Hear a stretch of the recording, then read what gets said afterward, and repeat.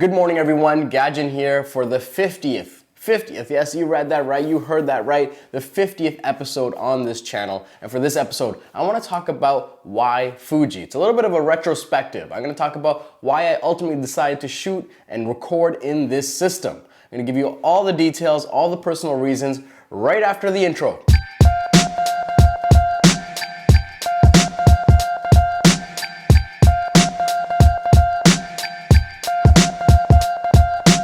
Welcome back. So again, why did I decide to use the Fuji system for all that I do? Well, to get to this point, we gotta go a little bit further back, a little over 10 years ago when I started taking photography and videography seriously. You know, when I was growing up, Canon was the name brand. Canon was associated with image perfection. But as I grew up, I started looking at these Nikon systems and they had a lot to offer, and namely the sharpness and dynamic range really sold me. So when I could save up my money and put it toward getting my own camera system, I got the Nikon D90. Shot some events, shot some projects, I guess you could say, scrapped up as much as I could, and then moved on and upgraded to the D7000, which it was a great camera. It was fantastic, ton of great features, and at the time coveted as one of the best prosumer cameras available. And eventually that allowed me to take even better photos, shoot even more events, cover my things even better than I thought I could at the time. And you fast forward a couple of years and I was able to upgrade to the D800, a full frame beast. And this thing was massive, but it was able to capture some fantastic images, some amazing details, and shoot some pictures that I still hold in a high regard to this day. And I used that system for a long time. But what I noticed is that I would only pick up the camera when I had to shoot something. I didn't want to take it out with me everywhere. So I looked at this idea of maybe having a smaller camera system, this is about 2 years ago, to complement my Nikon system that I would use for my professional work.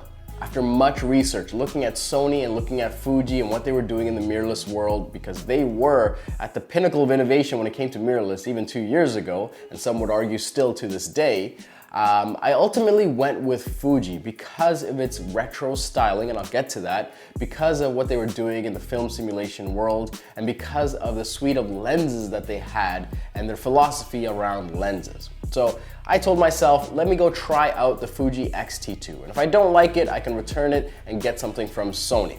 I got the Fuji X-T2, and long story short, I fell in love with it. I love the idea of having the physical dials on the camera. And while some may say it's just a look, it's just a gimmick, I would argue that it's not. Being able to actually see your shutter speed, ISO, and aperture on your camera, to understand that even when the camera is off, it made me understand photography better. Even in the 8 years up until that point, or maybe I guess 9 years to that point, I thought I knew photography, but you're always learning, and the amount of learning that escalated as soon as I got the X-T2 because of having these physical dials there, it was quite substantial. It just made me see scenes better and interpret them better than I had before. Not to say that I would have gotten the same shot, just the idea of knowing and preparedness, overall preparedness, I guess you could say, was better when I was shooting with the X-T2 and using it more and more. Because of its size, weight, portability, I found myself taking this with me more places. And it was pretty evident to me that I didn't need the Nikon system. Yes, full frame has a lot of benefits, but if I'm being honest, you can capture those same images or very close to them on a crop sensor. People will tell you otherwise, and I'm not here to really debate that. I'm really here to tell you that I've used both, and I find that you can capture fantastic images so long as you know the mechanics of photography.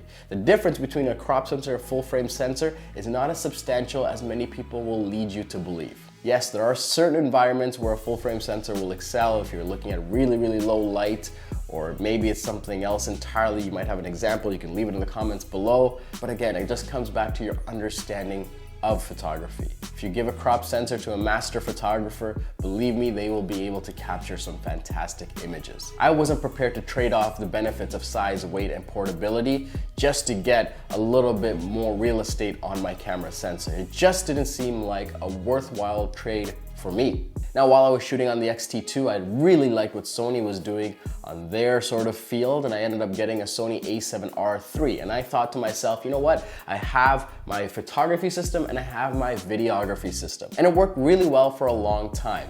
However, it was always tricky to match the footage when I did end up shooting some video on the X-T2.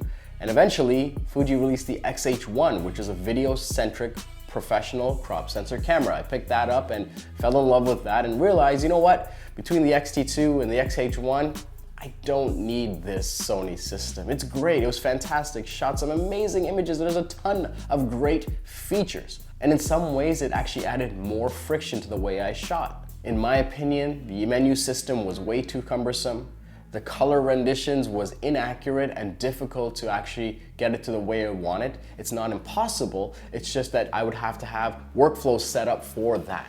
And while there was great features that it provided, ultimately, it did not leave me happy. It did not empower me to create. So, long story short, got rid of that, got rid of the lenses there, and now I'm solely in the Fuji system. Eventually, I sold the X-T2 and got the X-T3, and now these two cameras are what make up my professional suite of gear. The X-T3 paired with an X-H1 with a whole host of lenses. So that's the rough history. Let's get back into why. Why Fuji? So again, I told you about the design and the dials and how that gives you a better understanding of photography. Believe me, when you start using it and thinking about it in this way and seeing that exposure triangle quite literally in front of you, you actually get a better understanding of what you're shooting. And because of that exponential increase in learning and feedback, I want to shoot more, I want to create more. So I ended up getting more results, more feedback, and I was rewarded for my work. On top of that, you have the Fujifilm simulations and overall color science. It's just something that you can't find in any other system, in my opinion, especially when it comes to acros and their black and white rendition. This is not just a filter, this is actual emulation that they're doing at the sensor level, and I found it to be such a differentiator for the work that I do, where it really matters, where you really want to differentiate your photography from others, when you really want to wow your client, when you want to be able to go and shoot on the street and send it over to your phone or your iPad, quickly make a crop and just be happy with that. And in your heart of hearts, you believe that you don't need a piece of software to make this image perfect. And if I can make it a little bit more relatable, I guess you could say that gap between getting the image that you want and actually shooting it, Fuji was able to narrow that gap, both in time, in resources, and overall mental stress. Being able to capture the image and get something so close to what I was looking for and reduce the time in which it was ready allowed me to create more. And the benefits of size, weight, portability also translate to their lenses. Fuji has their F2 suite of Fuji lenses, which are small, weather sealed, super portable, super versatile. And then they have premium lenses like the 56-1.2 or the 16-1.4. Fantastic pieces of glass that aren't nearly as big as their counterparts in other camera systems. Again, being able to take this with you and shoot what you want to shoot and be empowered to shoot. The glass you find here is relatively inexpensive and also provides fantastic images.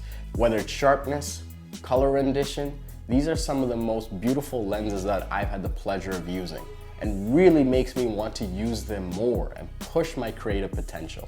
And while I can go on and on about other features and smaller things and how the menu system isn't nearly as complicated as some of the others on the market, I want to end off on this.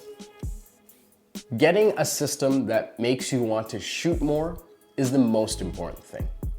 I'm not here to tell you that you have to buy a Fuji camera, that it's going to change your life and all of a sudden you're gonna reap the benefits of having, this content creation lifestyle. No, I'm not gonna lie to you and tell you that. What I'm gonna tell you is that ultimately, when you make your decision, decide on a camera that's gonna make you want to shoot more, that allows you to shoot more. When you have something that isn't too big or bulky, odds are you're gonna take it with you more places. If you have something that looks cool and makes you want to pick it up, you're probably going to pick it up as well. If you have something that shoots an image or a video and doesn't require as much work to it after the fact, you're probably going to get that content in front of more eyeballs faster. What I'm trying to say is that I'm not here without the Fuji system. This is my story. I don't know if it's the same for you. It may be. Some of you who come to this video looking for that guidance, ultimately to pull that trigger. For me, Fuji has changed how I shoot, how I produce, and has empowered me to create so much more content that, well, I have this YouTube channel here among other things that I've been creating, such as, 5 other podcasts. This isn't possible without the Fuji system in my eyes. So whatever it may be, whether it is full frame or whether it is crop sensor, ultimately when you're making your decision, the specs do matter up to a certain point, but ultimately it comes back to, is this system going to allow you to shoot more? When I talk to people and they ask me for recommendations, I'm not biased. I'll tell them based on what they're asking me and their mannerisms and the sort of things that they do, what system may best complement their needs. And sometimes it's Sony, sometimes it's Canon, sometimes it is Nikon. But for a lot of people that have this drive, that are looking to create more work, to be empowered to shoot more and really understand the mechanics of photography and take this a little bit more seriously, I often recommend a Fuji solution for them. There's something about this company where they want you to get the most for what you pay for. You look at the software support, for example. Even after the X-T2 was released, years and years after its release, they were releasing software updates and new features. It's just a different philosophy that this company has. This idea that when you get something, you should get the most out of it. It should work for a really, really, really long time, and you should be able to trust the company that you're buying it from. Something that I didn't get as much of a feeling from other manufacturers. And listen, I'm not here to show off or anything like that. I just want to say that I get plenty of time with other cameras, whether it's the Canon EOS R RP or Sony a7 III, a7R III, a6400, Panasonic S1R, or maybe it's the new Panasonic G9 V, whatever it may be. I've tried all these cameras. I am lucky enough, because of the work I do outside of this YouTube channel, that I do get to play with these things and test them out, and I get to see what they're really, really good at. It's also helped me solidify my choice. At this time, for me to do what I do, the Fuji system is the best solution out there. I've given you my primary reasons in this video. If you have any more questions, let me know in the comments below. But I know for me to do what I do, there's no other system right now that's better than this. That may change. It might change in the years to come. Who knows? Who cares? Really, it's not about having an allegiance, this undying bond to a company. It comes back to you. What is going to allow you to create more? How are you going to leave your mark? For me, it's incredibly important through photography, through videography, through audio even, that I need to tell stories, that I need to leave my mark, whether it's here and being about creativity shared and sharing my opinion with you to empower others to create. Whether it's through, short films or videos or client work to share my artwork and my creative side with them.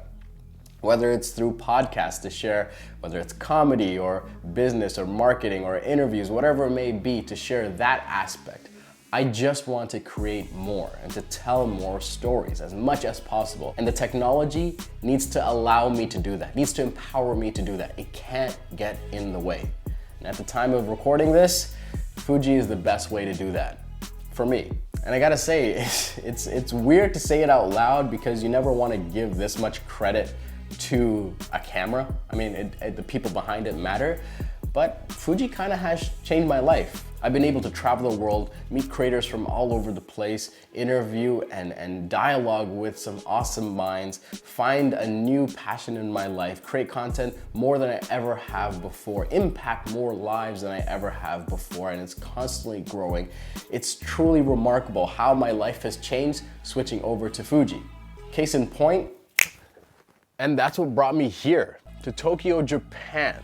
A place that I've always wanted to visit, a place that I've always wanted to see and capture content in.